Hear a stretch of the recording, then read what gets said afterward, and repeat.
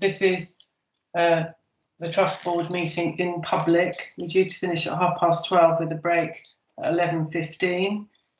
Just on normal protocol, camera on, microphone off, unless you're speaking, and please, if you have it, use the raise your hand icon. I know some people might be on mobile, but do your best. Physically wave at me, otherwise I won't be able to see you.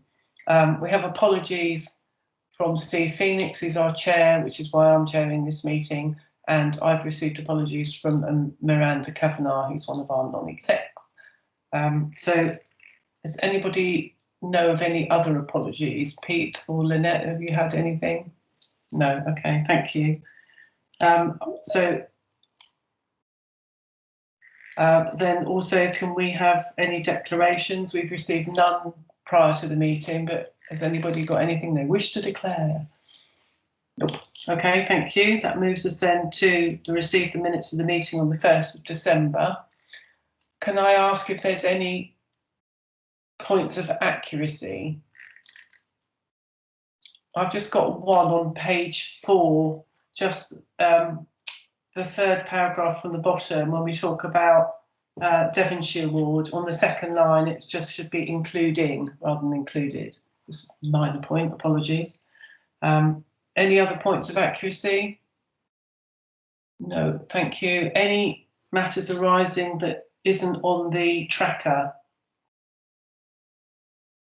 No, thank you. You then have questions submitted from the public and our trust response for information. And then if we then move to the tracker, which is on page 22 of your pack, and I think there's only one there, which is Tara Argent, to give us an update, and I assume you're going to do that as part of the operations report. Yes, Tara? Yeah, okay, thank you. Okay, then we have the board committee chairs to report back. I think the first one is from you, Nikki. Anything to add to your summary? Thank you, Jackie. Nothing to add to that summary, but I'm happy to take any questions if there are any. None from me. No. The next one was the F&I committee, which was a performance, capital and building for our future. Are there any comments for either me or myself or Damien on that? No, thank you. Then pod will take as read, as Miranda is not with us, unless there's any questions that you want to raise that perhaps Steve could answer. Nikki. Thank you, Jackie. I just had a quick question. It's mentioned in there about us. Let me just get it in front of me. Looking at our workforce in areas of nursing, AHPs, HCAs, etc. I just wanted to ask Steve, the work that Simon Dowles did previously mentioned looking at central corporate. Is that also included in that comment? It is, Nikki. I'm actually going to cover it in my update a little bit later on the IPR as well. So I can cover it in more detail then if you like, but yes. Okay, Nikki. Thanks, Steve. Yeah, thanks, Jackie. Okay. The next one is the Quality and Safety Committee, which I chaired. Hopefully the notes were explanatory. Just two issues that really we wanted to have a work plan on the health and safety report, just to see where we are in terms of milestones. And then just recording our continued concern over mental health support for children and adolescents in crisis, which is long-standing. Any questions on that? No. And then we had a strategy committee meeting on the 25th of March. Any questions to the notes? Just to point out, we did approve the submission of our strategic outline case, and that went in. Okay, thank you, everybody. Lynette, then, if that's item number 6 for you, the board assurance framework. I'll be quite brief, Jackie, because the BAF has been to all board subcommittees, so everybody is cited on this version.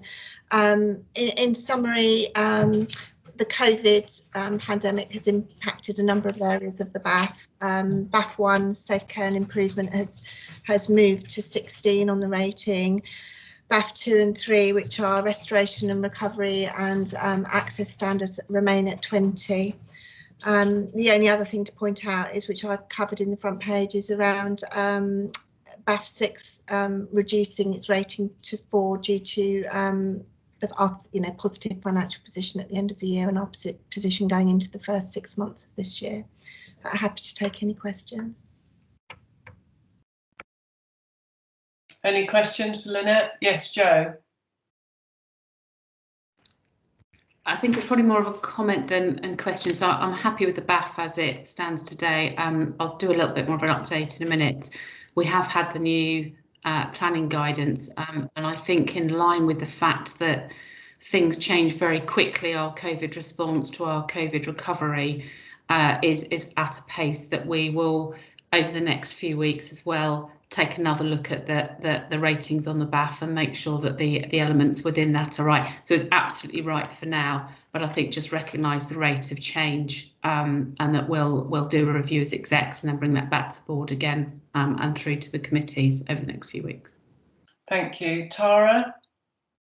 As you'd expect, I was going to say pretty much the same as Jo. BAF 2 and 3, which I'm obviously overseeing, I'll pick up in my update a little bit later on as well. Okay, thank you. Damien? So a related point, I'm happy that we're documenting right that we're likely to deliver this year end. We're seeing the initial terms of the block contract for the first 6 months of next year, and there is some pressure within it. And also an expectations that we get to a threshold level of activity. So I think we need to review the risk of finances as we start next year, once that guidance is clearer. Okay, thank you. So the risk is, as we increase activity, we increase spend. Is that your concern? Yes, and also that there are certain caps that are in the block contract. So, for instance, there's a reduced amount available for discharges and in specific areas. Okay, thank you. Just noting on BAF 1, that was the only one that had increased its risk score. But there, I suppose to you, Jo, there is confidence that that will then reduce again as we come out of COVID. Yeah, absolutely. So as I said, that's why I think we just need to have a kind of collective review with our chiefs as well, actually, just to have a collective debate and discussion around that, recognising where we're moving from. Okay, thank you. Any other questions on the BAF? No, okay, that then moves us to Jo, your report. Thank you. I'll just bring up my notes. So thanks. So I suppose just one thing to note really, first of all, is just before we start, is I just wanted to recognise that it's the start of Ramadan today. And I'm sure people are familiar, but obviously that's a time for spiritual reflection, prayer, doing good deeds and spending time with family and friends. And I think, given where we've been over the last year, that's going to be even more important this year as well. So just wanted to reflect that for our communities for which that is appropriate for. So just to sort of, so firstly, a massive thank you. I want to recognise all the staff that work so hard. We do a monthly, in fact, we were doing weekly, but now monthly all staff briefings. And so we have shared some of this information, but I just wanted to acknowledge publicly my thanks, and I know that of colleagues around the table and beyond, how hard people have been working. I am really proud of the organisation and I'm proud of everybody in it. And I think collectively as an organisation, as individuals, as teams, but also as a health system and care system, we've worked really well together. And I think we've acknowledged ourselves, we've never seen anything like this in terms of a pandemic before. You know, I've been in the NHS over 30 years, and I hope never to see it again, if I'm honest. But recognise that, you know, everybody has come together. I also just wanted to acknowledge, and it's been absolutely great receiving them. I've had, you know, into my inbox and for others as well, you know, letters of commendation, letters of thanks from our public who have reached out to us, but also some of our staff members, either on behalf of their friends and family or on behalf of themselves. And a particular colleague in another organisation who has recovered from COVID and, you know, but has been through our organisation, and she wanted to tell me how great her experience is. So we do always share those back, but it's always great to have them, those letters and comments as well. I just wanted to pick up on the vaccination programme as well. I'm not going to talk about the Sussex or the national vaccination programme, but just as a sort of reminder, you know, we have been delivering a vaccination programme since December now. We're almost at the end of that.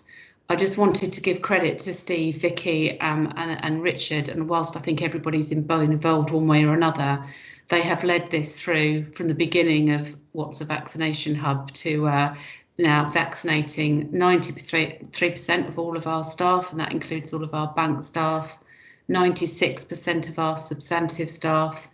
And as I said, we've been offering those vaccinations out to the whole of health and care across Sussex, admittedly probably more primarily in East Sussex. But we wanted to make sure that we were doing, you know, supporting our staff, our colleagues, and of course our public as well. We have done a short video which is on our website to thank our volunteers, and there'll be some further thanks to come as well. But just to acknowledge that, you know, without our staff coming forward to be vaccinators, people joining our bank, and the huge numbers of volunteers, we wouldn't have been able to do this. So a big thank you from me, but again, I know everybody around the table as well. They are coming to a close, but if people are still wanting to have their vaccinations, they will be able to access the vaccination hubs that we've got across Sussex and beyond as well. But I think it's great to have played a part in the safety of our system and, of course, our colleagues across the organisation. So just a brief update, and I know colleagues will talk in a bit more detail around prevalence of COVID in the system and the impact on that. But just as a bit of a reminder, when we were at peak, and we talked about this last board, we had around 450 patients at peak in our 2 acute hospitals, and then another 70 patients in our community beds. Obviously, there were more beyond in our home-based services as well. We're now down to 4 patients, and it's great because it just shows that actually all of the actions we're taking, both as an organisation, a system, nationally, and as members of the public, it is beginning to have an impact, which at the end of the day saves lives. But it isn't over yet, and I'm sure you'll hear that again through today. So a reminder, whilst I can, around hands, face, space, and fresh air. And it might be a little chilly, but it is sunny, so I'll take that for now. Just on COVID recovery, and I know Tara will go into far more detail around this. As I said a minute ago, we have had the National Operational Planning Guidance, and that will talk about expectations and priorities over the next year. That's easy to Google, although obviously it's gone round to the executives, and we'll spend a bit more time as a board in due course giving assurance on how we're doing against that. Our priorities for now will be our most clinically urgent patients, for those on waiting lists, and our longest waiters. And again, Tara will be able to sort of give a bit more flavour of how we're doing that as well. I did want to take the opportunity as well, just it's really important that patients do come forward for their appointments. Recognise, of course, that people will still be nervous about coming in for planned surgery and even outpatient appointments where we can't do those virtually. If people are worried, they can speak to their GPs, they can contact us and we will speak to them. But it is important. And for those that are on our cancer lists, we will be reaching out to all of those patients as well. I just wanted to pick up around visiting. It's been a bit of a hot topic, I think, publicly, but just to assure people what we've been doing. So I spoke to Vicky this morning about this. So just to confirm, I mean, we never stopped visiting in the first place, but although it was obviously severely constricted, or restricted rather. So we now have a pre-booked 1 hour a day for each patient, and that really is just to maintain the social distancing. But we recognise how important it is for our patients, the relatives, and actually our staff as well, because it really does support communication, both for their treatments within the trust, but also on discharge as well. For maternity, again, a very national, high priority nationally. So just to confirm what we have got in place. So for pregnant people and their supporters, they can attend all scans together. Supporters always have been, but can stay for the whole of the birthing time. And post-birth, there are 4-hour book slots available, again, to maintain social distancing. And Vicky's just working now to see how we can extend that to 6 hours on the ward. We're still working through a little bit on planning on opening up all the clinic appointments, and there's some further risk assessments, but we know that that's a priority both in our settings and also for our wider settings, perhaps where we're in other people's estate. I know Tara's going to give an update on 111, but in a bit more detail. But I just wanted to sort of highlight really to the board, and I know that we've done this offline as well. We did see just before Easter, the week before Easter, a 40% increase in activity, literally from 1 week to the next, for patients attending our UTCs and ED.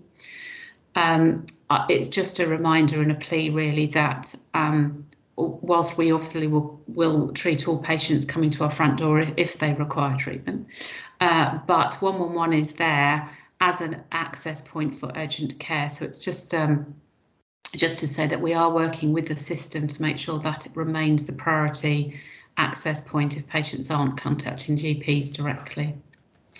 So sort of priorities moving forwards really, the focus will be on recovery, developing our new 5-year strategy and the underpinning transformation programs. So for me, it's a sort of reset, restate the normal, and now look forwards to the future. Now that we've got a little bit of time to focus on the more strategic elements as an executive and as a board. I've mentioned the new operational planning guidance, so we'll go through that a bit more. A couple of other things just to note, quite significant. So I'm absolutely delighted that we've reached an arrangement and transfer of assets for the Spire, which is the private hospital based on the Hastings site, the Conquest site. And that will be transferring to us over the next 12 months, which allows us to have further capacity on the Conquest site, but is specifically aimed at focused on our offering private patients. That offers us the opportunity to recruit and retain our consultant and some of our other staff as well. It offers more choice for the residents of East Sussex, because obviously it's not patients can travel into that area. We still will retain services on the Eastbourne site through Winchelsea, but we'll continue to, what we'll start to do is to build some of those options up. We also recognise those services deliver some NHS services as well. So where there is spare capacity, it will give us a little bit more space, if you like. But a priority will be to make sure that that is a viable unit going forwards. So the transfer of assets has happened on the 31st of March, and it will be. We've got 12 months before staff transfer, and we'll be working through the operational and business models for that. I already mentioned our Building for Our Future strategic outline case went in at the end of March as planned. We are awaiting further guidance now from the national team. They've been undertaking a review of the 40 schemes, and once they've completed that and looked at the overarching programme, we will have a better idea of timelines and to next steps, We know our priority is to move on to an OBC, but we really have got a few weeks before we'll have a better understanding of what is expected and required in terms of timelines and actions from the national team. But we'll obviously keep you briefed through various committees and offline with that. And I've just a final point really for me is just, I started with this, but is just again, thank you to all of our staff, but also of all our colleagues across East Sussex, but increasingly over Sussex as well. We've worked really well together, and it's going to be absolutely vital going forwards that we still remain working in a collaborative way with all of our organisations to make sure we can focus on timely patient care and recovery over the next 12 months and probably beyond.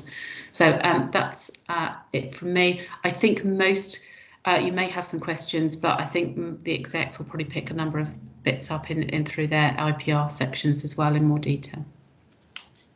Thank you, Jo. Before I have questions, we should record the whole board's thanks on the performance of our staff over that wave 2, and where we are now compared to where we were at Christmas is very reassuring. I think acknowledging the pressure that people had between Christmas and New Year, it was phenomenal and unprecedented. So I think we would all like to add our thanks and appreciation for the efforts that staff who truly went above and beyond. Just one thing, Jo, as we move forward and we do restore, will we be reporting where we have adopted something that we changed during this pandemic as one of our new virtual outpatients, for example, so that we are clear on what we're changing and establishing as the new pathway? Tara, if we were just, do you want to just pick up the outpatient bit, and then I'll probably just come in a bit more generically. Yes, of course. So with regards to outpatients, yes, we will be recording that. The part of the guidance that has been released, and I'll pick that up shortly, is that 25% of our point of delivery that is outpatients, whether that be new or follow-up, should be virtual. So we will be looking at maintaining that. We are also going to be looking at everything, obviously, across the way that we deliver our services, but I'll pick them up in my update. But with regards to outpatients, most definitely 25% will be virtual. We will also be looking at how we communicate with our patients, and as we move forward, how we can improve our digital agenda, so that patients have got easier access to information, and then obviously we'll be looking at how we deliver our elective services, our community services, and how we manage our discharges. Okay, thank you, Tara. Open to questions now. First, Amanda. Thank you, Jo. Really great to hear such welcome news around restoration and recovery, and indeed just generally how our staff have managed through COVID. I just wondered if you could outline for the board your thoughts on when we would expect to see a little bit more from the ICS conversations and partnerships, a little tie into our strategy as we have discussed, and the outputs for planning for next year. So I just wondered if, because there's nowhere else on the agenda where we can naturally have that conversation. So I think there's a few things in there. In terms of the development of the ICS, our East Sussex collaborative, if you like, the place-based, and how that filters through to our strategy. So we're going to take, as you know, we're going to take some time out on our board seminar to really spend some time working through what that means. We are still waiting for some further guidance and developments. So following the white paper that was issued, there's still some further detail to come from the national team around what the ICSs are expected and what place will look like as well. We are working through that as a chief executive community as well in Sussex to really develop what place looks like. But I think it's still a little unclear at the moment of what the constitution of the ICS, and for those listening, the integrated care system. But we know that obviously that will be a statutory organisation in its own right and will have a board. But the constitution of that board is yet to be worked through. We've had some discussions, but that will be for the the chair and what will be in due course the new chief executive of that statutory organisation, but a little ahead of time. I think in terms of the priorities, we're still expecting some of those priorities to come out from the ICS, but obviously we are part of the ICS, but the priorities are essentially factored out in the planning guidance as well. So it's about recovery, it's about inequalities, it's about digital, it's about making sure we've got the governance right within our sort of place and wider system level working. In terms of reporting on how we're doing, in fact, Tara and I had a brief conversation this morning. We will probably need to adapt some of the report that we're going to go through in terms of the IPR to make sure it's covering that planning guidance. It's in there to some extent. There's a page on the overarching page which talks about phase 3 recovery, but I think we will have to do some adaptations for the board to reflect how we're doing on that. So I don't know if that sort of answers your question for now, Amanda, but I think more to work through. Yeah, no, thank you, Jo, it does. Thank you. Any other questions for Jo? Okay, no, thanks. So we'll move on to the IPR, and as Jo just mentioned, the cover sheet has a little box there about phase 3 recovery, where we are adrift from target, unsurprisingly. So when we get to your bit, Tara, can you cover that, please? But the first bit is quality and safety. So David and Vicky, which one of you wants to go first? Thanks, Chair. I'll start us off if that's okay, and then I'll hand over to Dr. Walker. Just add my thanks, as always, to Jo's, just to all of our staff, and it's very nice for me to be able to not say a lot about COVID this time in the board, and very much about recovery of the organisation and of our staff. As Jo said, COVID hasn't gone away, so that doesn't mean that we're not vigilant. We are as much as ever, but very much looking forward with hope. So feeling a lot more positive. There's just a couple of things that I would want to pull out from the data in the pack, and then as always very happy to take any questions. In terms of falls, we've had a lot of discussion about falls here in the board and in the Quality and Safety Committee, and we had a very detailed paper at the last Quality Committee, and my thanks to the divisions for all of their hard work and support with that. Although peer review is discouraged by NHSIE colleagues, we have been in discussions with other trusts around the country to see what we can learn and what we can look to change, and that work will continue. The rate nationally for falls is 6.6, and we have seen, unfortunately, in wave 2, a considerable increase, and we talked in the last board about the reasons why that was, and I'm very pleased to see that actually in March our rate has come back down to 5, so that is very positive and very reassuring. In terms of pressure ulcers and tissue damage, I had said to the board in February that we may see a slight increase, and we knew that in terms of validation, all but one of our tissue viability nurses had been redeployed to frontline areas.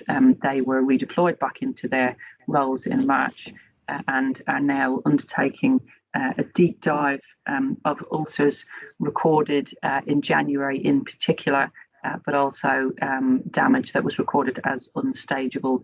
So that work is underway, and we'll report from the pressure ulcer review group into the patient safety and quality group. So we may see retrospectively with that review a slight increase in numbers, but we will keep the quality committee advised of that. In terms of staffing, we've had a new safe staffing paper that we discussed at the quality committee, and our plans are to have that as a standing item. In terms of the data in the pack and the fill rate in particular, the orange lines on that fill rate include the additional and sustained capacity that we needed to have open throughout November, December and January in particular. And it also includes the additional staffing, which we refer to as COVID escalation template staffing, because our COVID occupancy increased quite significantly, and actually at peak was almost at 50% of our total bed stock. So those fill rates, I'm very glad to say, are recovering, and you can see that upward climb, and that has continued through March.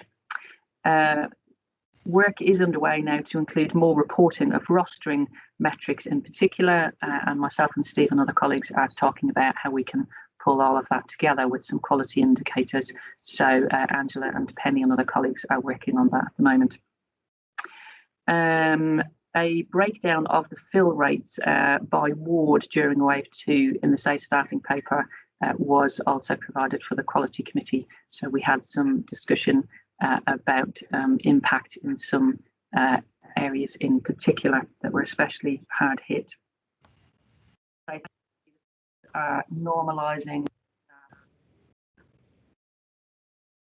really positive, and I know that Steve, I'm sure, will say more about the impact on our staff and all of the focus on well-being going forward. And then just finally, before I hand over to David, just wanted to quickly mention the work that we are doing with staff about mental health first aid. And actually, I've recently myself qualified as a mental health first aider, and it's been a very positive experience, I think, for our staff.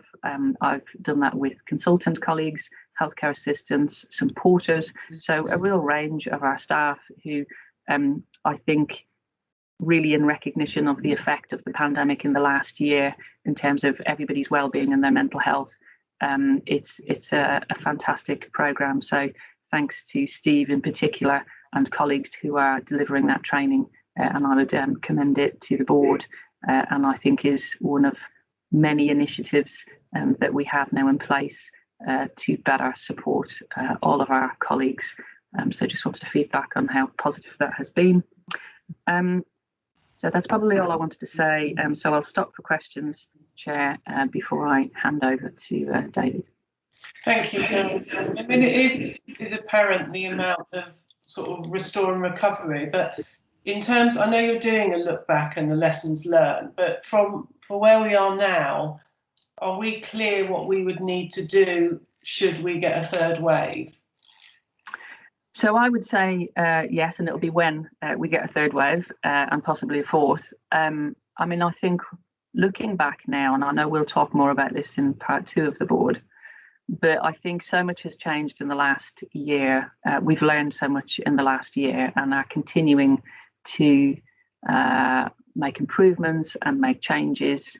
But in looking back, I think there are things that we have already changed along the way, and I think the governance and the processes that we had in place were incredibly important and allowed us to do that and to make huge amounts of decisions. Actually, Joe and I have often said that early on last year, and I'm sure many execs and colleagues feel the same, that there was almost a decision fatigue with the sheer number of decisions that we were making and changing, writing new guidance, implementing new policies.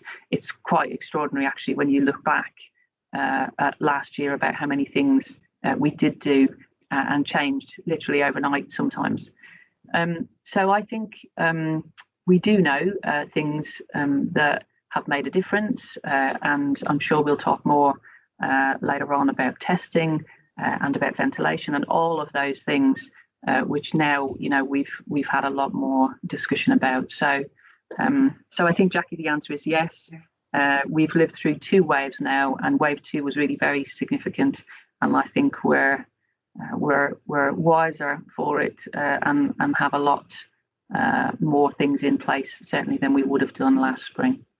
Okay, thank you, Vicky. I'm just going to go to Amanda before we go to David. Amanda. Sure. Thank you, Vicky, and thank you for all the work that's gone into the reports. I have 3 kind of queries, Vicky. first and foremost, you picked up the fill rates and the rosters, and I note that the roster compliance has deteriorated in months. So how concerned should we be about that? And you noted that you're already doing something about it, but how concerned should the board be about that? So Steve may have a view on this. I'm personally, I'm not concerned. I mean, there are two metrics from a whole range of other metrics. Yeah. And it is important that rosters are written in good time and that they are checked and signed off so that if there are gaps, then they can be highlighted and filled as quickly as possible. And this is why we need the more detailed report that myself and Steve are working on. I think it doesn't always tell the whole story, because for some areas like outpatients, for example, it's very difficult to kind of meet that 6-week schedule because of consultant clinics and templates. So I think by and large on the wards, it's not a reflection of gaps in staffing or unsafe staffing, but it is an important discipline. And we have talked a lot about it, and I certainly have with the divisional ADNs and the heads of nursing, because it is important, and it's important for our staff that they know what they're going to be doing in 6 weeks' time so that they can plan around that. So it's more of a matter of discipline than safety. So important but not concerning, if that makes sense. Yeah, and so the second question, there's 3 parts, sorry. The safe care incidents in terms of reporting, we talk about falls quite a lot, and thank you for updating the conversation we had at Quality and Safety.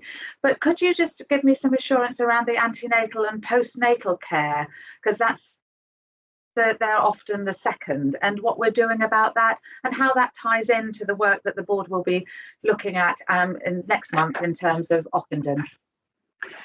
Indeed, and we've talked about this a lot at the Quality Committee, because it always features in our top 3. That isn't unusual, and we're certainly not an outlier. And I think the culture, certainly in maternity, is a very positive culture of reporting, so I don't think there is a concern there. But we have had Emma, as our Associate Director of Midwifery, do a number of deep dives in the past, and we've had discussions about the kinds of incidents that maternity report. But there's certainly not a concern about the numbers or the types of incidents, and that is usual and what we would expect to see and what we want to see, which is indicative of a positive reporting culture. Yeah. Okay. Thank you, Vicky. I'll leave it there. Sure. Thank you. Any other questions before we move to David? No, Amanda, you okay? Good. David. Thank you, Chair. So if we look at the mortality slide, the shimmy and RAMI graphs, as I've explained before, are reported there without COVID. The reason for that is those indices were not designed for pandemic activity. As I've explained before, when you take away the COVID cases, those remaining in hospital during this period tended to be the sickest of patients, largely because most other people were staying away from hospital because they knew that we were inundated with COVID. And therefore I was very concerned, and I think people have been concerned, that shimmy and RAMI would rise significantly during this period. In fact, actually, the shimmy has stabilised and the RAMI, if anything, for us has gone down slightly. So I'm actually quite pleased with that. And our crude mortality, excluding COVID, was actually slightly less than for the same period the preceding year. And as far as RAMI is concerned, we're still in the top quarter of hospitals across the country, which is good. If you look at the table bottom left, COVID deaths, sadly in February were 83, but that's considerably down on January, which was by far the worst month, when we had 284 COVID deaths, really at the height of the pandemic. The pandemic hit Hastings first, and so there were quite a lot of deaths in Hastings at the last 2 weeks in December, but then it then hit Eastbourne at the beginning of January, and so the combination of the 2 sites, it was worse at the beginning of January overall. And if you look bottom right, you can see the total number of COVID cases in blue. the discharges in green and the deaths in red, and you can see we haven't really had two waves. We've had a ripple and a wave, really, when you look at it in those terms. And they, you know, the first so-called wave was relatively minor compared with the peak in the second wave. So I think that's probably all I need to say at the moment. I'm happy to take any questions. Thank you, David. It's reassuring and assuring to see that our RAMI is good, that we are in the top quartile, which I think does show some very good practice. Any questions for David? No. Okay, thank you. So we then move to, oh, sorry, Vicky, your hand's up. Sorry, Chair, it wasn't a question, and apologies, I forgot just to refer to our infection control BAF, which I know we discussed at the Quality Committee. That is a live document, and there have recently been some additions to that, so some new and additional challenges. So we have done very well so far, but just to flag that we may well have a very small number of reds on there and possibly some more ambers, but we are mitigating that and we'll continue to discuss that at the Infection Control Committee and also at the Quality Committee. Is that because the BAF has changed or our performance has Yes, no. So we have some new additions to the BAF, and some of it has been reworded, which has changed the emphasis and the expectations and the requirements. But we'll continue to monitor that closely and make sure that we're putting things in place. And I'll be having discussions with exec colleagues about some very specific parts of the BAF relating to ventilation, for example, or some requirements about patient moves, but we have already done quite a significant amount of work actually with regards to ventilation, and have had some very helpful conversations with Chris and our estates colleagues, and again that discussion will continue through the Infection Control Committee. Okay, thank you. Okay, then if we move on to our people, Steve, to you. Good morning, everyone, and as Joe said earlier, just want to recognise the start of Ramadan at the beginning of this one. I'm going to cover three things today, if that's okay. Firstly, a brief overview of the report, but then I just want to touch on health and wellbeing, the divisional performance reviews, and the workforce review, which I think Nikki asked a question about a little bit earlier. In terms of the workforce review, clearly this was an easier month than the previous month. COVID cases were dropping significantly, as you've already heard. Staff sickness was significantly down, a trend that has, I'm pleased to say, continued. As at this morning, we have 21 COVID cases from a peak of over 220. So you can see you can see the difference. In February, the month reported cases were 63% lower than they were in January. We've already talked about services that were stopped and redeployed staff. The redeployment continues. One of the things you will notice from the report is in February is that Feb pay was above budget. This was the first time since September, and it reflects in large part actually the volumes of temporary staff that we used in January. Obviously, when we're paying agencies and we're paying bank, it's paid in arrears, and that comes through a month. So we would always expect to see that following a month behind, and we'd expect to see that coming down going forward.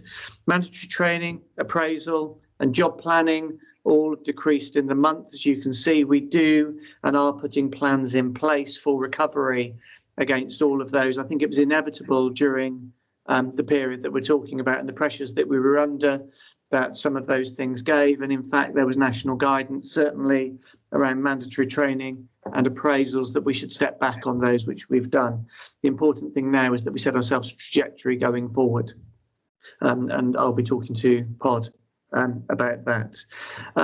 We had record numbers of recruits in the month, especially focusing on our bank, where I'm pleased to say over the last few months we've actually doubled the size of our bank from around 3,000 staff to 6,000, which I think is an incredible achievement. And it's an incredible achievement not just in the activity that's been taken around that, but also in the support that was able to offer during the COVID period and the protection it gives us going forward from having to use agency staff. So I'd expect to see a positive impact on our costs going forward as a result of that. Nursing recruitment continues. We're showing low levels of nursing vacancies at the moment. That's partly due to the month 8 to 10 budgets, but we're moving on from those as I'll come to in a moment. But we will continue with our nursing recruitment, both to fill the vacancies that we have and also to protect ourselves against turnover amongst our nursing population. Our temporary staff, I talked about the building and the size of the bank.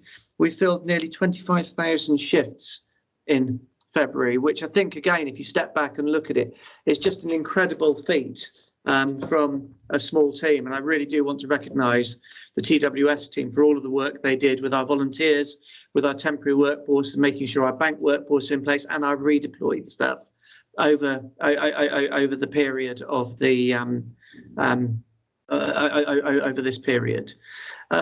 Moving on to the IPRs, this is the performance reviews.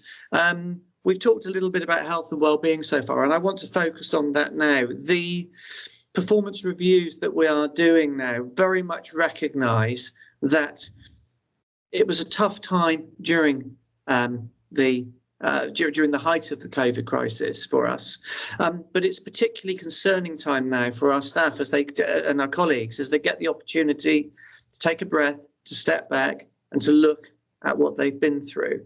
So we are working very hard to ensure that on top of the many processes that we're putting in place and approaches that we're putting in place to support all of our colleagues, that each of the divisions is taking time to think about how on a daily basis, through check-ins and check-outs, through start of shift, end of shift sort of huddles and the likes, we can support all of our staff. We can make sure that they're okay. And we're making sure there's a message out there which is very clear that it's okay not to be okay. And it's okay to seek support, because those things are really important. I think one of the things I do want to mention, and Vicky talked earlier about exec support, is that all of the exec attended a session yesterday, which was about understanding trauma, recognising trauma, and how we can support trauma both as individuals and as an executive. We take this very seriously. We're taking our part in it very seriously. And we're not just looking at what we can do as an executive. We're taking our personal training and our personal development about supporting this very seriously as well. We need to role model this as an exec, not just because it's important we role model it, but it's actually because it's important to every one of us. And I think that session hit hard and hit home with all of us yesterday, about the impact of trauma and also what we can do to support it. Lastly, I'd just like to talk about the workforce review, which Nikki asked a question about and Vicky referred to a little bit earlier. There's two parts to this review. We reported this to Pod. We need to confirm our budgets for when we come out of our block budgets for the rest of this year. And we also need to make sure we're fit for purpose as we go forward as an organisation. And this really forms the two parts of the workforce of the establishment review. So the first part, and Damien is leading on this, is ensuring that as we move back to normal budgets, if you can call it that, we've got appropriate budgets in place for the rest of the financial year, which meet our operational needs and they meet our performance needs. But the second thing that we mustn't forget as we're going forward is actually making sure that we've got a really strong baseline in front for our establishment as we build for the future, as we build towards, no pun intended, as we build for our future as an organisation, as we work towards building for the future as an organisation. And that's ensuring that we're taking the benchmarking that's available to us, what's happening across other organisations, and our own belief in what good looks like forward. And we're building an organisation which is both efficient, lean, and effective going forward. And that's the second part, if you like, of the establishment review. Lastly, like everyone else, I think I want to recognise everyone's efforts across the trust. we talk so often about our wonderful patient-facing colleagues, but these colleagues are supported by an equally incredible set of people who work behind the scenes. You know, and I've talked about TWS. There's many others that provide the staff. They provide the services. They provide the equipment. You know, there are colleagues right across the organisation who are truly heroes. You know, and they make me feel very humble. With that in mind, we're working hard to find ways to say thank you to everyone, to recognise people, and there's a number of ways in which we're doing that on a day-to-day basis, on a more formal basis, and by introducing sort of recognition forms and rewards, recognising heroes across the trust. That's not just something which will stay for COVID. It's something which we believe in as an executive, and we will take forward through a series of awards and a series of recognition schemes, which are wholly refreshed, really just to recognise what we've learned about people and their contributions over recent months, and to make sure that, you know, what we've seen and what we're recognising becomes part of our DNA, rather than sort of series of award sessions or whatever else that we run. So, recognition isn't just for now. Recognition is for the future, and will be built into our DNA and to everything we do as we move forward. That, I think, concludes the my report. Open to questions. Thank you. Thanks, Steve. So I think we can say that recognition is not just for COVID; it's forever. You know, changing the dog for Christmas analogy. I've got two questions before I open it up. One is an understanding of vacancies, because 0.2%, if we said we've got about 7,000 staff, is about 14 posts, so is that vacancy rate inclusive of temporary staff filling posts? Because it just seems astonishingly low otherwise. The vacancy rate that we have is partly down to a somewhat false budgeting period that we're in at the moment, where our budgets have been locked at a certain level. It doesn't reflect our true vacancy rate. If it did, I'd be stopping recruiting nurses and various other posts. I talked about the work that we're doing around the establishment of the workforce review for as we come out of as we come out of the block budgeting that we're in at the moment. That will bring us back to creating what in reality will be a far more realistic view of both the number of vacancies we have and, very importantly, where those vacancies are as well. I mean, I don't know if Damien wants to add anything to that at all. I think Steve's mostly covered what I was about to say, actually. Yes, we were held to a block contract that was based on month 8 to 10 actual staffing in the previous year, and that's how our block contract was defined for month 7 to 12 through the end of this year. So that's why it looks like, we are close to the funded establishment, but we are going back to resetting a baseline and reviewing what was considered as a set of quality posts at the end of 1920. So that's an exercise we're currently going through. Okay, thank you. My second question was, do we still have access to the NHS charities monies to help support some of our staff welfare? Yes, we do, and we are accessing them. They've been incredible in their support. The Friends have been incredible in their support, and we'll continue to access that. And when I was talking about some of the thanks stuff that we're talking about earlier, some of that we're hoping and we're confident is going to be supported by the charities. Okay, thank you. Karen? Thanks, Chair, and thanks, Steve, for the update. Obviously, we're all very appreciative of the work that staff have done. My question is around mental health. When we look at the chart on anxiety, stress and depression, it only appears to increase modestly. And so I guess my question is, can we be assured that it's actually picking up the true level of anxiety, stress and depression, or do we expect that that's actually it's going to increase more over the longer term. People have managed through the crisis and then it's going to come up. And my second part of my question is, what do we already know about the uptake of the many support services that you and your team are offering? Is the uptake across all the divisions and departments and all bands, or I'm just concerned about, are there any gaps in people uptaking the services and anything that's kind of hidden particularly as far as obviously mental health is concerned? Yeah, thank you for the questions, Karen. I think they're the right questions to ask as well. What we need to remember about the workforce sickness charts is they reflect those people that are sick, that have taken time off sick. They don't reflect what everyone is going through on a day-to-day basis, or has gone through on a day-to-day basis, as we've been going through what has been an incredibly pressured time for everyone. So do I believe that is a sum of the anxiety, stress and depression that people have been feeling over this period? No, I don't. I think there have been many people, and I mentioned this before, who have been, if you'll pardon the analogy, sort of running and running and running and running, and haven't stopped to take a breath because they have been so committed to looking after the many, many people that we've had in the hospital.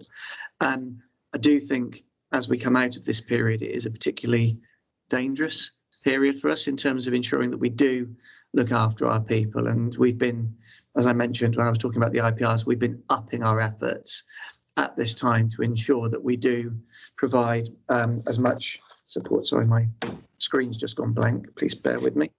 There we go. As much support as we can to ensure that we manage those levels, that we support people in managing stress, anxiety, and the likes going forward. In terms of the uptake of the various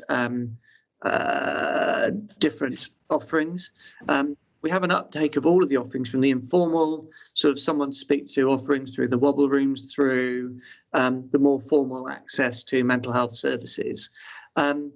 I think if I had a comment at the moment, it wouldn't be about a group of people that are or aren't accessing them. They're being accessed from across the board.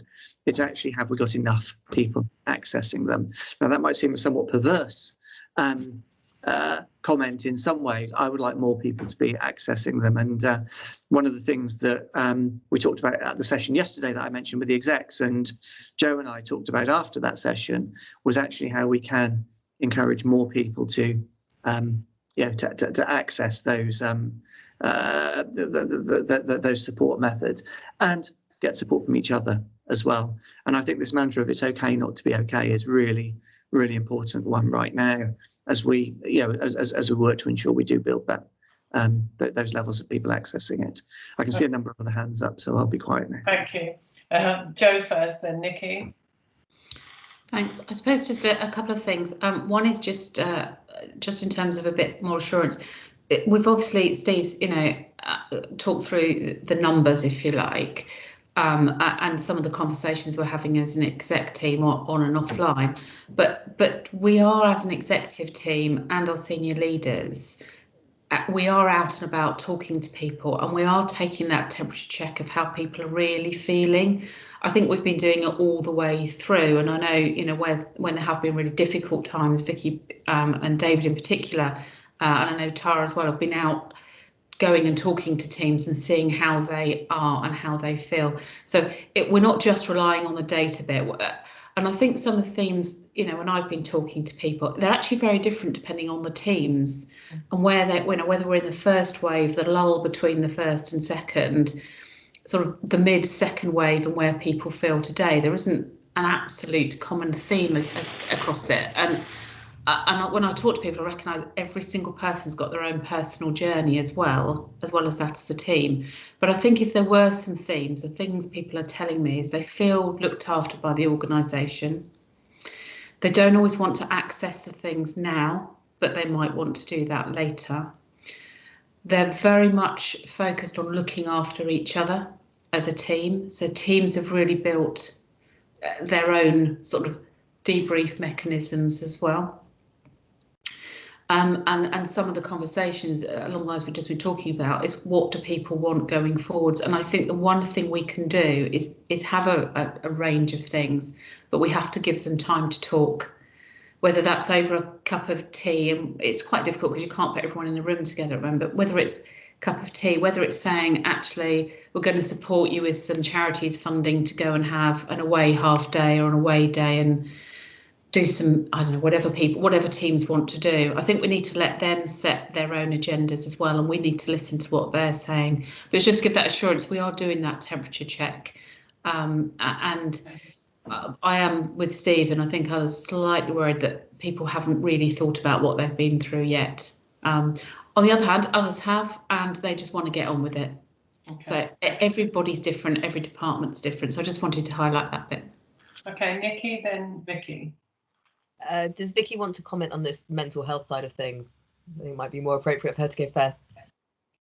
Sure, thanks, Nikki. I was just going to say, some of the stuff, Karen, that you pick up and people say to you can be very subtle. So a huge number of people that I have spoken to and speak to are having trouble sleeping. Now, that's not, necessarily overt, but it's not unique to any of us. I think a lot of people have had trouble sleeping in the last year and in the last few months. But that's certainly a common thing when I stop and chat to folk.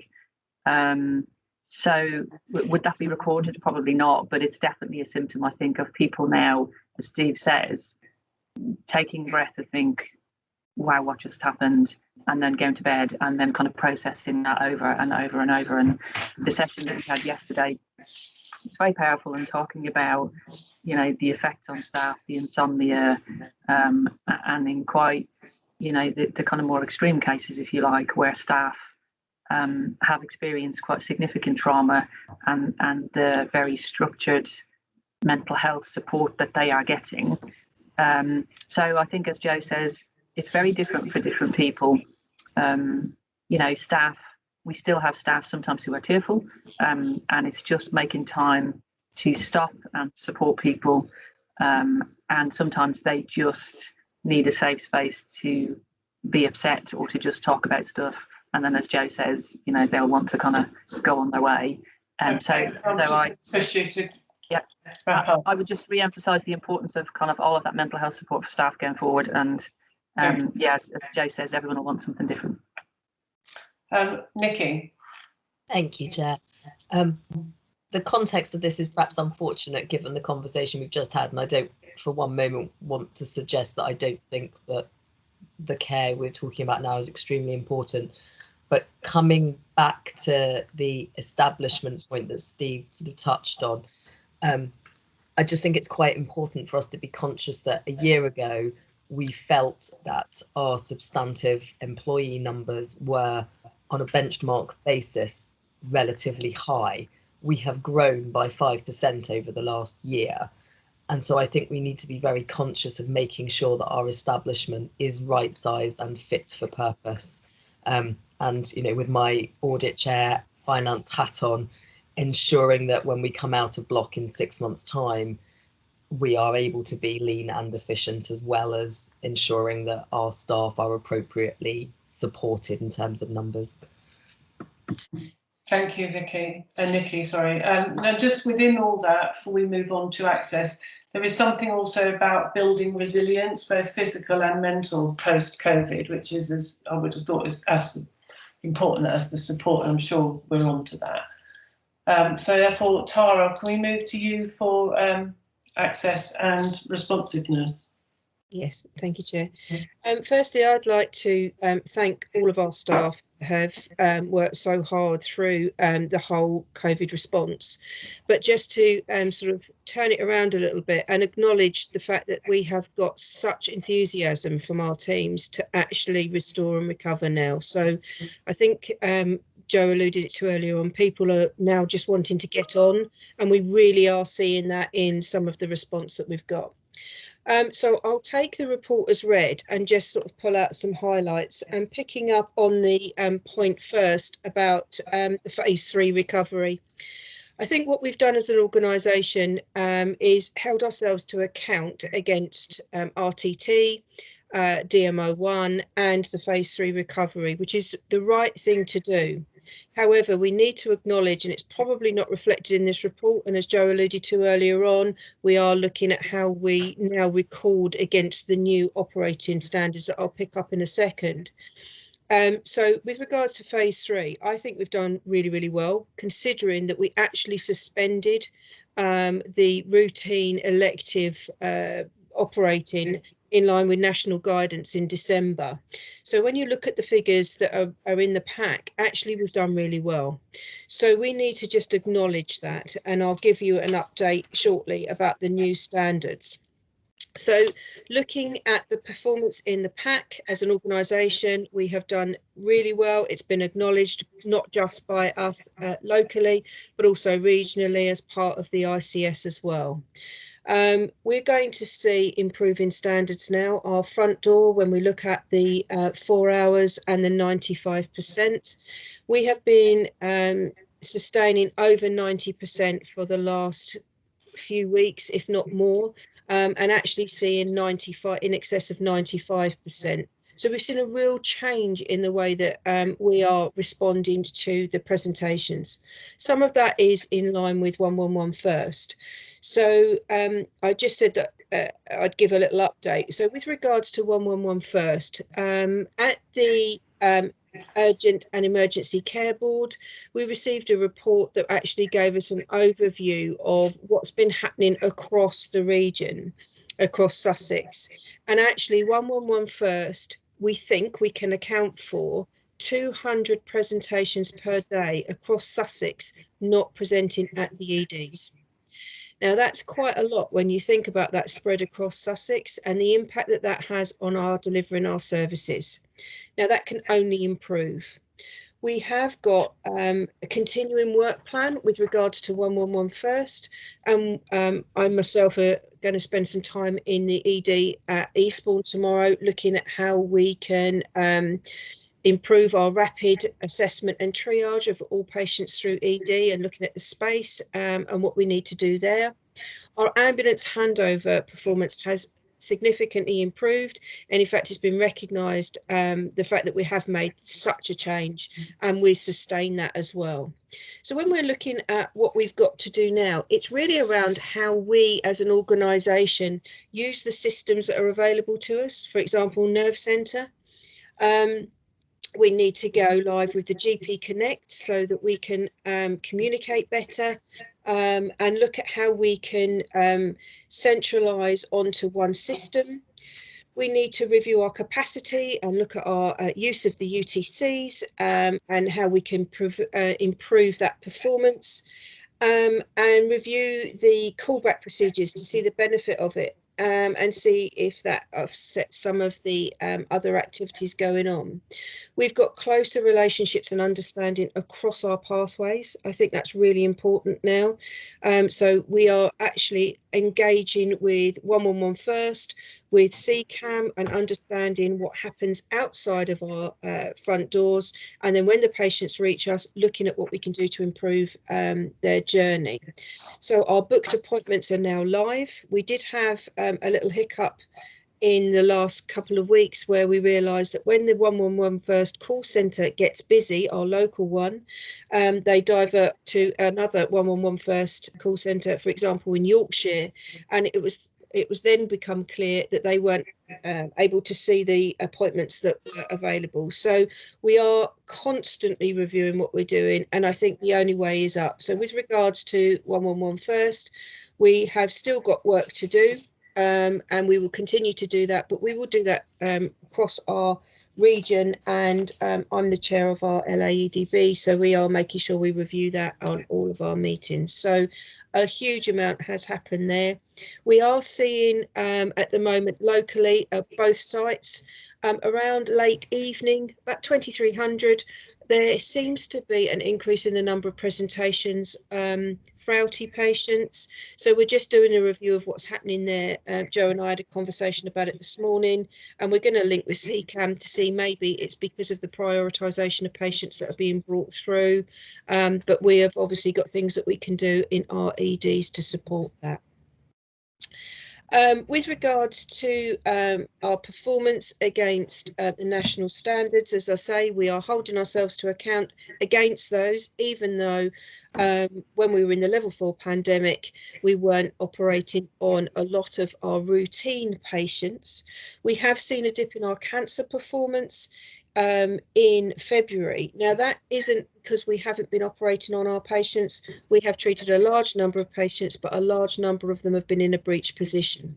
We've had this conversation before when we are making sure that we maintain our patient communication. And I can confirm that not just locally, but regionally, this is a trend that has been coming on board. So we have a trajectory. And we aim to be back to compliance in August. And we're already seeing an improvement in March.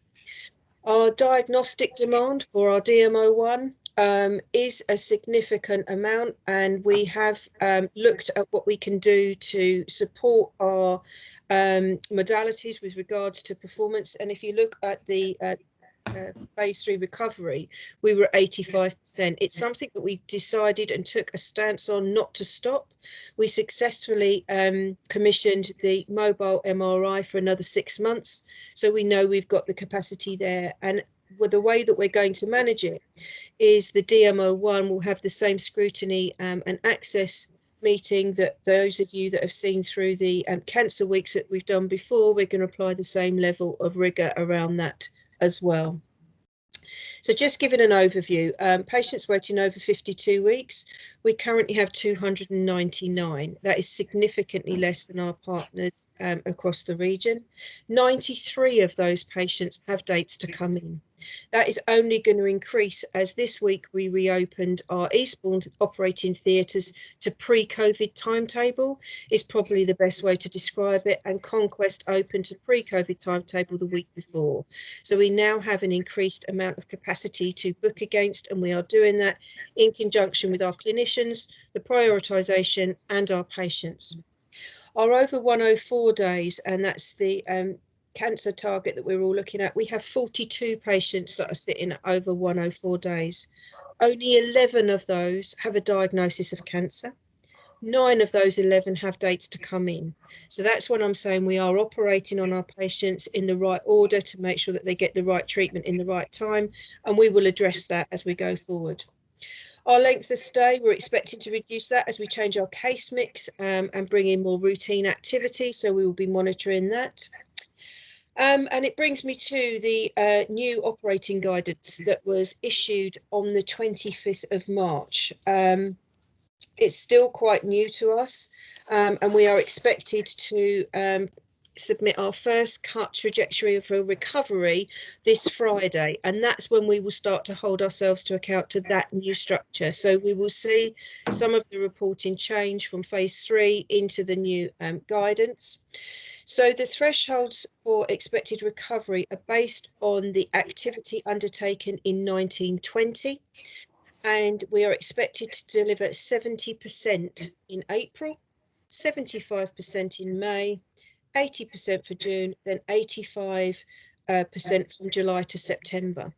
As an organisation, I'm leading with our elective care board to look at our production planning so that we can try to build in fire breaks and review the way that we set up our capacity so that we can try and continue as much as we can should there be any further surges, but also to support across the ICS. I have, as you would expect, asked where we are against the 70% in April so far. This is hot off my text this morning because I've been working with the teams in the BI. For our new outpatient appointments, we are at 68.75% as we sit on the 13th. Our follow-up is at 64.5%. Our day case activity is at 60.28%, and our inpatients is at 52.74%. But that is based on what we have booked so far. We are going to continue to book and continue to see those patients.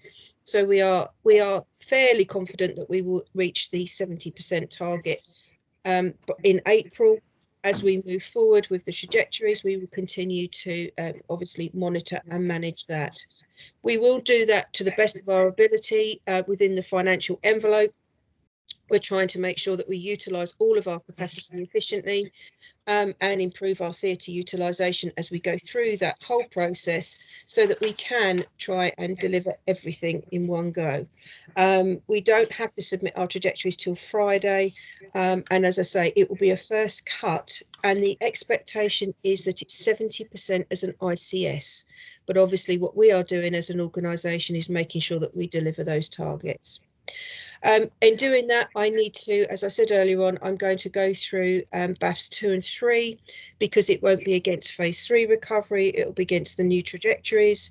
And actually, I think, you know, if I look at risk 194, we'll now need to close that, because that's against phase 3, and we'll be looking at the risks against the new guidance. And 1942, just for example, that's against the winter beds and the accessibility. We've managed winter, we have managed winter very well. We've also managed Easter, so now we're looking forward to summer and then on to the next winter, so we will need to manage that. We have elective care board, as you all know. We are now putting in place the twin, which is the urgent care board, on a weekly basis, and we will make sure that we manage and monitor all of the new guidance through those two boards. But we're also now introducing a third, which is the community care board, because we really need to understand our interdependencies, consistent monitoring, and make sure that we are understanding the impact if we were to, for example, bring in a large number of patients through the orthopaedic PTL that would then need support in the community post-discharge. So we are trying to plan and manage everything across the whole patient pathway. And as we go forward, we will look at how we manage those boards and what other projects that we have coming through there. For example, the digital agenda will be managed through those groups as well. So that's a very quick canter through a huge amount of work that's going on, but I think you can tell by what I'm telling you that there's a huge amount of enthusiasm. We do have grip on it, and we're really excited to try and get back to whatever the new normal looks like, but plan for any further surges. Thank you, Tara. I mean, that was a blizzard of facts and figures and operational performance, so thank you for that. I suppose my question, it's more about the waiting list size for me, in that, you know, the NHS has worked so hard to not have long waiters, and we have struggled pre-COVID on courts into pint pots, but you're giving a very positive, reassuring message about activity. But where do you see our risks? I'm seeing one in waiting list size, but where do you think our risks are going to come? So I think going into this second wave, we were in a really positive position. So we don't have 78-week waits, we don't have 104-week waits. Yes, we do have an issue with the age of our waiting list, I suppose is one way of putting it, that patients are waiting. So it is a risk for us, but I don't think it's as a bigger risk as it is for some of our partners. As we move forward and we start to work across the ICS, we will try and smooth some of those long waiters and look at capacity using the single view PTL. And that's really part of this whole submission for the new operating guidance. So we have been monitoring patients all the way through with the clinical prioritisation. So I'm assured by the fact that we've been doing that we have been talking to our patients and making sure that our patients are safe on the waiting list. I think the language that we need to be sort of rebasing now is that the RTT and 18 weeks is obviously not currently, although it has not been stood down constitutionally, we are going to be holding ourselves to account to the 18 weeks, because 18 weeks, we all know, nationally is not possible. So we are undertaking harm reviews and making sure that any long waiting patients are reviewed, but we continue to review under the prioritisation codes as well. So I suppose what I'm saying is, yes, we know that the waiting list is going to grow. How we're going to manage that is along with the clinical prioritisation. And we have the P codes for electives. In May and June, we're going to get our D codes for diagnostics and our O codes for outpatients. So not only is it our elective admitted patients that are going to be prioritised and reviewed. Our non-admitted will be the same. So it's quite a long answer, but actually, we do have the framework in place. We have a dedicated team of validators. I think, picking up on Steve's point, our back office teams are outstanding. Our MDT coordinators, I can say, they're the best that I've worked with, both nationally and internationally, really dedicated and outstanding in their abilities. And I think that our booking teams are the same. So we are very lucky with our support that we have around us. Okay, thank you for that. Amanda. Thank you, Tara. Wow, did you call it a hurricane or something? But a massive information. Thank you, and it will take quite a while to digest all that. I have two kind of areas that I'd just like to explore a bit further with you, please, if you wouldn't mind. One, it's clear that you've got a plan for East Sussex, but you did say that comparatively our performance is better than partners, and the ICS needs to deliver the target. So thereby, by default, I would expect that East Sussex will need to play a larger role in delivery. So that was one point. And what I'm also struggling with, which I need help with, is how we marry this conversation with the previous conversation about our staff. The stress, the trauma, the resilience, all of those things. So I'd like some kind of assurance about how this conversation connects with the previous conversation and how you bring those two things together. I can do that for you, Amanda. Thank you. So with regards to the first part, which is the ICS and how we smooth out, I suppose, the bumps in the road. What we are doing is we are making sure that we look after our East Sussex patients and we operate accordingly. As we go through our submission as to however we achieve the 70% as an ICS, we will be looking at where we can offer capacity for other patients to be operated on through our capacity. Now, whether that's we have a operating theatre that's available and then we ask teams from other organisations to come across to us and they use our physical capacity, or whether we actually have the patients transferred under the care of our clinicians, we are still working that through. So we do expect that actually as an organisation, we will work smarter and harder to make sure that our East Sussex patients receive the best possible care in the most timely fashion, but that we also support the whole of Sussex. And that will probably be something that unfolds over the coming months, really, Amanda, as we really get to understand each other's plans. Picking up on the welfare of staff. As I said, there's a real enthusiasm to make sure that to get back to a semblance of normal. One thing we do across all of the reporting for any of the elective or patient flow, we meet together as a team very, very regularly. 3 times a day when we're looking at patient flow, and then we have our elective care boards weekly, and we do make sure that actually staff welfare is very much part of that conversation. Some of us know that we try and allow people to have this time and space to air their views. I go out, as Joe's already said, and I meet the teams. I was at Rye yesterday and just went out and met the teams. Amazing, really, really amazing. And the support that they do out there, and try not to forget any pockets.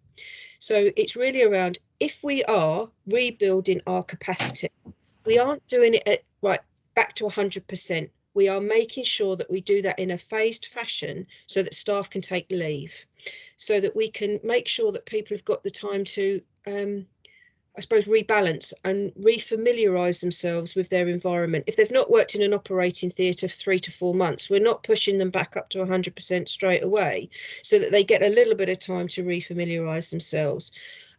So I think we've got the elective care board, and welfare is definitely part of that. We do that through the ADOs group that we meet on and the chiefs on a weekly basis. So there's lots of forums that people can flag and raise any issues to support all of the work that Steve said's going on. I thank you. Okay, thank you. Sorry. Sorry, have you got another question, Amanda? No, it was just, Jackie, I think that whilst I understand all that, I think the reality is with another wave. So I think what I would like to see is that connected a little bit more as these plans mature. We need to test this, because at the moment they're just developing, aren't they? We need to look at our capacity, how far we can stretch our capacity and our staff in order to meet the ICS. And I think the board would need to see that in a little bit more detail at some point, Tara. Thank you. I say, as soon as we get the ICS plan, obviously that will be shared. Thank you, Tara. I'd like to move on now to Damien. So thank you, Jackie. So very briefly, you've got the scorecard in the dashboard. Just to describe our results, we at month 11 we had a 56,000 surplus. Actually, by the end of completing month 12, which we're more or less closing now, we'll end up with an 11,000 surplus for the year, which out of total turnover this year of 500 million is basically break even. It is interesting to see that a large chunk of that, about 15%, comes from COVID funding, which shows you the scale of impact that COVID has had on us, and particularly on our level of staffing. It also, for interest, has put us into a different category of organisation just for this year. I don't expect our turnover to stay at that level in following years. In terms of charging COVID, we still have 4.5 million to be agreed with the centre. It's just going through a review system now. I don't think there's a significant risk to it, but there is some continuing spend that needs to be validated, and that's just an ongoing process. And our cash remains high. Yeah, I think last month I was trying to say that this isn't potentially an issue, and besides, when we move to payment in a month in arrears, some of that cash will reduce. Actually, that will be a question of taking us down from 94 million to about 60. So we will still have a high cash level by the time we get to month 12. So probably the report in this respect isn't quite right, because we're talking about a forecast cash balance of 2 million at year end, and it will definitely be better than that. In terms of capital, we delivered some 33 million by month 11, and that will actually increase to over 47 million as at year end. We're trying to get it closer to 49 to 50, but we're actually validating the final sets of invoices that we can claim against this year as part of the year-end process. So all I can tell you at the moment is the final figure will be somewhere between 47 and 50 million. We have got support from NHS E&I to increase it as far as possible. I mean, this is basically covering an underspend that we declared in month 9. So they just see it as progress if we can claim as much as possible in year. If I can get back to some of the points that you've heard in terms of how the month 1 to 6 plan is being organised. So you've already heard that there's now going to be a threshold at delivering 70% month 1, 75% month 2, 80%, and then 85%. The system is different from what happened in wave 2. In wave 2, there were continuous questions about, if you don't deliver that target, will you receive a penalty? Now there won't be a penalty for not hitting that standard, but there will be additional elective recovery funds available if you deliver above that threshold. So the first question we are facing if we don't deliver above the threshold is, can we stay in break even by increasing our elective activity but not increasing our spend above the block contract that we've received? And that will be a risk. At the moment, we have a forecast deficit for our first submission of the plan, partly because the centre have not agreed at this stage to fund the non-NHS income. So that was about 4 million of risk coming into the final months of this year, which did get finally agreed to be funded, I think, in February. And now we have the same risk carried into next year. So there will be a gap in terms of our initial submission of a plan. I think also the points that were touched on, partly by Nikki, in terms of our staffing establishment, we've talked about trying to get to a larger basic establishment to recognise the quality reviews that took place in 1920. That again will have to match up against the funding that we've got to try to make sure that we're realistic. Our aim will be to get to that level and then at least know the level of staffing that we're working to, and hopefully that will reduce bank and agency, but there will be some risks within that plan. Sorry, Nikki, do you want to come in? Yeah, just to clarify, the recovery funding, the thresholds are on an ICS level, aren't they? So it's if the ICS achieves the 70% rather than us, is that right? So that's the way I read it. I have asked the ICS that question of what happens if one organisation succeeds and other organisations failed, and I didn't get a clean answer from them. Yes, I would say that you are reading that right. That's the way I've read it as well.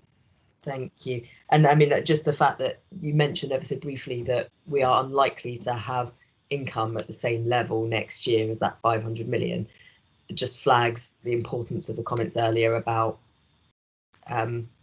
sort of rebalancing our spend. Yeah, so the reassuring bit is the block contract that's calculated for the first 6 months of next year is based on month 7 to 12 this year. So there is still a block allocation for COVID costs. So hopefully that will cover COVID costs during the first 6 months. I think there's an expectation that our total COVID costs should end up being lower than we've just spent in the last 6 months, but that's to be proved. What else is in the guidance is a requirement for the CCGs and therefore the ICS to hold back a 0.5% contingency. And within the planning guidance, there's a 0.28% pressure in terms of the calculations they've used for pay rises. So there it does look like there is a degree of pressure into those 6 months. It's not that significant. The biggest concern I've got is around managing the activity rises and making sure what we do is affordable, and making sure that what plans we have are sort of not done on significant sort of Saturday rates, and that will need Tara and I to work together to put together a combined plan. Thank you, David. Jo. It was just really just to pick up on a little. Where I'm off mute. So there is a recovery board across Sussex. Tara represents us on that recovery board. I would expect that recovery board to have oversight from an ICS perspective and individual organisation perspective around the activity versus the baseline. Damien's absolutely right asking the question around. So you're right, Nikki. It is an ICS requirement to meet the baseline, and therefore activity over and above that comes in at enhanced rates. I think what we need to understand as an organisation or at organisational level is where the incentives are to do over and above 70% in that first month, for example. So as Tara sort of said, actually, if we did have, and I completely recognise what Amanda's saying, but if a specialty came forward and said, actually, we could work in a different way and do more activity and tip us over the 70% or contribute to the ICS support, we would need to be incentivised to do that. I think we've got the personal incentives, but at the end of the day, we've got to pay for it, haven't we? So I would expect the Recovery Board to have oversight of ICS activity and the ICF's funding, and to be able to balance, who's got capacity. So just for a bit of assurance on that. But yeah, there's a few questions and practicalities, I think, still to work through. Nikki, have you got another question? Okay. So I think what we're hearing from Damien is that we've got risks, but we know where they are, and we are looking for a system resolution, not necessarily all on our own shoulders, pluses and minuses. So unless there's any other questions, I'd like to move to the last bit before we have a break, which is learning from deaths. Mortality report, David. Thank you, Chair. So I think you're all getting used to the style of this report, which was set out by the CQC.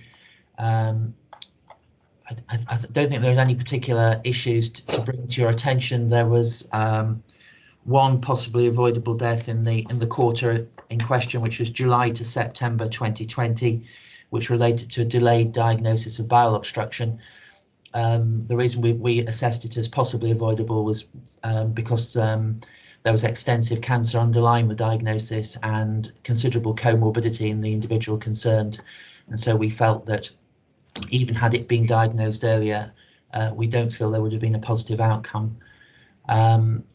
This obviously represents a period between the two waves up to September, and so there will be rather more deaths to review for the next 2 quarters. But we'll come to that in due course. But I don't think there's anything else to say other than the fact that the medical examiner team is now set up and running and started in September and is working very well. And they're reviewing all of the deaths independently, and only the ones which they think that the care was in any way compromised then go on to specialty reviews within the individual departments. David, just on the 563 that are outstanding, is that okay that the team will be able to deal with that kind of workload? Well, under the previous process, so some trusts have never reviewed all of their deaths. Some trusts have only reviewed deaths where they feel there is an issue, and particularly, for example, in care of the elderly, where there are large numbers of deaths, relatively speaking, many trusts only review the ones which are thought to have compromised care. So we have made sure that all of the deaths that have been reviewed are any death about which there has been a complaint, there has been an SI or an amber report, or a so-called low-risk death where the death was in any way unexpected. All of those get reviewed. So by and large, the deaths which haven't been reviewed historically are not ones that are a cause for concern. So I don't have any great anxieties about that. Okay, thank you. Any questions for David? No, thank you. I think it's a reassuring picture, David, isn't it, that we are giving it proper attention. Yeah, we spend a lot of time. I have a small mortality review group, myself, James Wilkinson, one of the senior nurses on a rotating basis, Lisa Forward, and we go through every single report on the mortality database where there has been an SI, an amber report, a complaint, an inquest, any cause for concern really, and make sure that the quality of the review done by the team is satisfactory. So we are checking up. I suppose it's marking our own homework, but it is done effectively independently by my mortality review group. Thank you. Okay, that takes us to a break, and we're 5 minutes ahead of schedule. So can I suggest we come back at 25 past? So just turn your cameras off rather than leave the meeting, please. I'll see you at 25 past. Welcome back, everybody. So the recording is restarted, and we move on to agenda item number 10, which is the quality account priorities. Vicky, I think that's for you. Thank you, Chair. Just coming off mute. So this is a paper that we discussed at the Quality Committee, and prior to the pandemic, we had identified our three priorities for 2020 and 2021. I did raise some concerns about, depending on what was going to happen over the winter and with COVID, that may or may not be possible and achievable. So some of the work did continue as much as we possibly could, but sadly, with the impact really in Q3 and Q4, it just became increasingly difficult.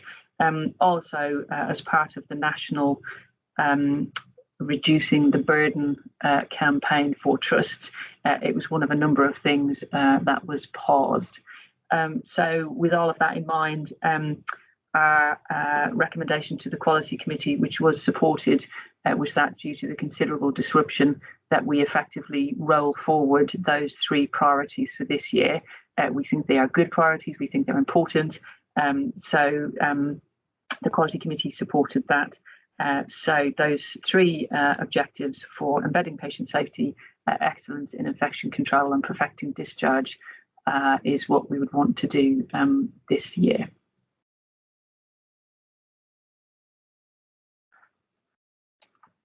I'm happy if there's any questions, Chair, from anybody.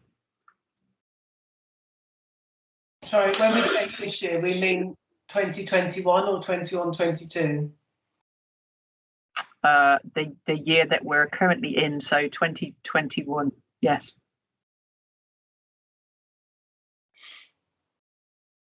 21-22. Yes. The paper does say remainder of 2021, so I'm not sure if it's suggesting a look back and then rehab these for 21-22. Apologies, that is a typo. I think what we can do is I can speak to Lisa and we can bring an update to discuss any of the progress that we did manage in the year that's just been, but I think that's really quite minimal, and it would have been in the first and second quarter, but we can certainly bring an update.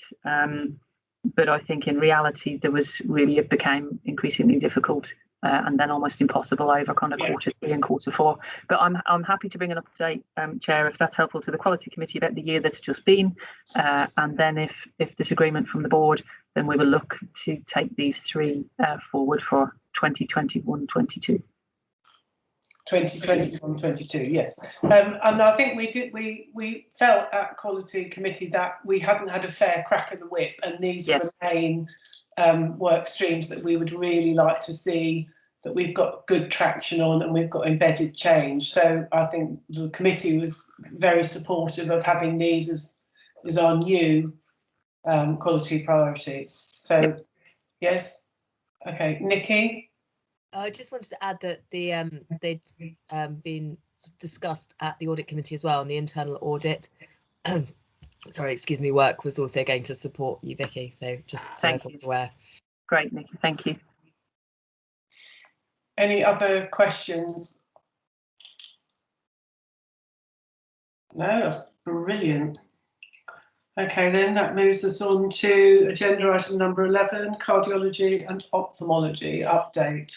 Thank you. Looking for Richard. I am on. Hopefully you can see me, Chair. Thank you very much indeed. This paper is here for information, as colleagues will already be updated around the processes that we've been going through for the cardiology and ophthalmology transformation. It's a multi-layered one, and the paper that's here is the paper we co-authored with the CCG that we took to HOSC in March. The plan at the moment is we'll be taking an update to the June HOSC, obviously, with the local elections coming up. We're in Purda, so there are no decisions that are able to be made at the moment. We have, in this month, recently completed our options appraisal with an external, supported by an external company, OSR, and that will inform the pre-consultation business cases that will then go to a clinical senate in later this month, in early May. And then on the basis of that, we'll clarify what time we will need to have a second meeting with NHSEI to advance these forward. If all of that plays through, if we just follow our process, we'd be looking at a consultation process that runs from June to September, then back through the governance of both CCGs and ourselves, and then we'd look to start something early in the new year. So this is really just an information paper so that you are aware that we've now taken this through to HOSC. Thank you. So the decision timeline, Richard, is then that when would you think we'll actually have a decision on which are the preferred options? If we're consulting to September this year, yeah, when do you think we'll be in a position to know what is the preferred option? So that the timeline at the moment is November, December. If we come through with a preferred option, that would be taken through the CCGs and our own governance in November, December. And then can we get on with it from that point, or does it have to be wrapped up with BFF? No, it doesn't have to be wrapped up with BFF. We can crack on with it. So I would think we would be targeting Q4, possibly early Q1 for a start of services. Yeah. Joe? I think just obviously we haven't got the options on the table yet because they're being worked through at the moment. I think just in terms of implementation, obviously it depends what those options are and what the estate requirement changes. So it's not tied into BFF directly, because this was all pulled together before that. But if there are capital requirements, significant estate changes, or obviously consultation with staff, obviously depending what those outcomes are, all of that will need to happen, I think, to be able to put that implementation timeline together. But Richard's right, I think that implementation timeline can be done once that decision is made. Are there any risks to either service from a delay? So I think in terms of, ophthalmology, we're not perceiving certainly what the clinicians are telling us in terms of risks. I think David is, I'm not sure if David's on. I think we have said for some time, Nick has said for some time, that on the Eastbourne site, there are obvious concerns around recruitment of consultants who are coming in. We have met with the team on the Eastbourne site from the nursing perspective, and I think the recognition there is that obviously they are concerned about what site the cath lab may end up on, but actually I don't think that necessarily there is a concern to service delivery or service quality. I think Nick's specific concerns that he's spoken about before is around consultant recruitment, but from our perspective, we do not see that there's a clinical quality issue from the team on the shop floor, as it were. Thank you. David? Just to say, I'm not sure I agree with Nick that there is an issue about recruitment, because if we can tell consultants coming to look around that there's going to be some brand spanking new cardiac centre built as part of BFF in a few years' time, and they're looking at a 20-odd year career here, then that is something really exciting to get involved with on the ground floor. And so I don't really see it as an issue, to be honest, personally. But I accept Nick's concerns, but I don't really feel the same way about it. This does feel like a very carefully trod path, doesn't it? And are we aware of any potholes on the way? It's a very good question. I mean, I think the process, as you say, Jackie, has been well choreographed.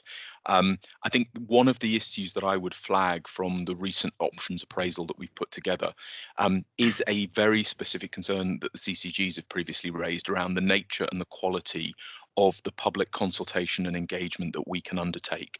So one of the things that OSR, who we've been working with on this particular phase, are currently working through is they provide, as part of their contract, they provide us with a view around inherent risks on the basis of the quality of the consultation.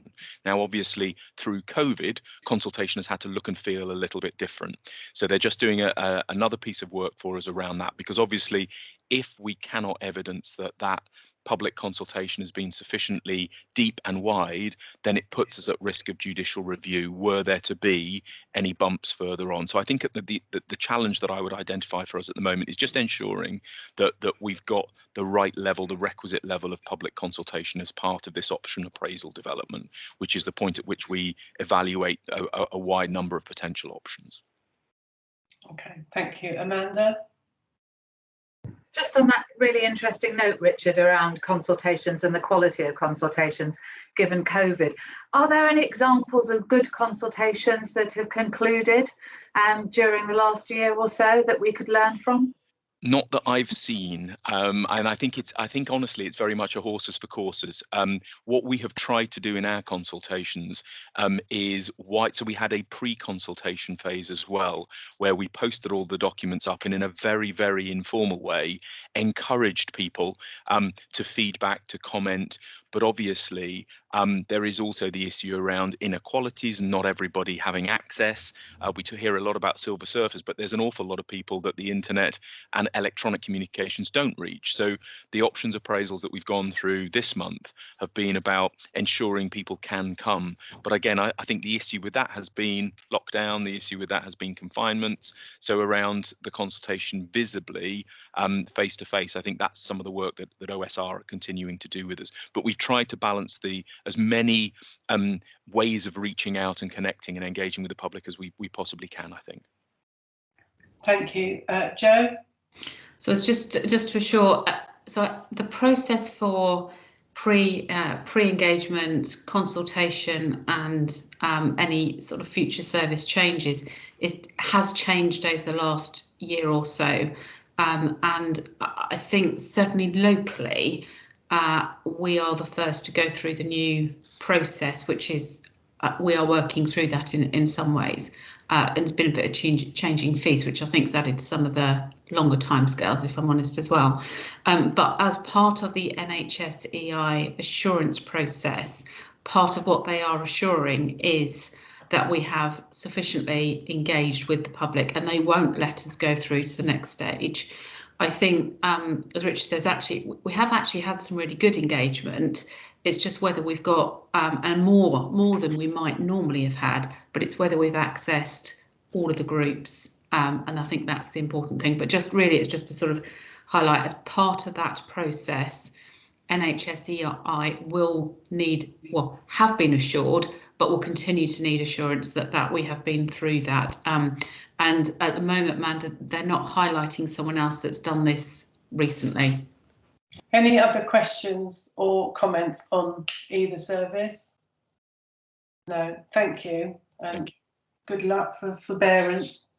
That then moves us to item number 13, which is the annual self-certification, and you're asking, oh sorry, no, the delegation of approval for the annual report. Lynette, you're asking us for that delegation. Yeah, so I'm formally asking the board to approve delegation of the annual report and accounts to the audit committee. Obviously, we formally received them at our AGM, but there's a step before that audit normally signs, so we need to formally agree that.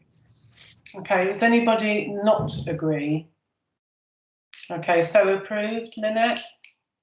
And then the next item is me again. So it's a requirement of our provider licence that we confirm compliance with 2 conditions through a process of self-certification, and the board has to confirm that we are compliant, and then we have to sign these off and publish them on our website by June. So there isn't really a template to do it. The requirements are there, but how we do it and how we've done it in the past is we just assess, what evidence we've got that we would say we were compliant if somebody came and had a look. So I'm just seeking the board's approval of this. We do on the question 1 and 2, we've just confirmed, and then we've just written OK in the box beside it. Is that just why have we done that? Are we saying there's any other question to be answered on that? Or is it just how we've marked it up? No, that's their return that we fill in. So the OK is something to do with their, I don't know where that comes from, it's something to do with them, but we just confirm it. Okay. So the bit that we complete is the appendices there that they've got all of the information in it, and then we just sign that front sheet, which is theirs, that's not ours. Okay, thank you. Any questions on whether or not we comply? Nikki? Thanks, Chair. I just wanted to flag that this has also been through the audit committee and was challenged and reviewed there. Okay, and satisfied? Yes, thank you. Okay. Anybody got any issues of dissent, or are we happy with our responses? Okay, thank you. Thank you.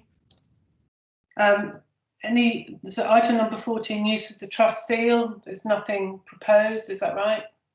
No, it's just to note that it's been used twice, and it's for 2 contracts for work at Conquest Hospital with Wilmot Dixon. Okay, thank you. And then on to number 14, questions from the public. I've had nothing submitted. Pete, can you confirm that there's nothing come in, or Lynette? No, we haven't had anything come in. Liz Walker is on the call, and another member of the public.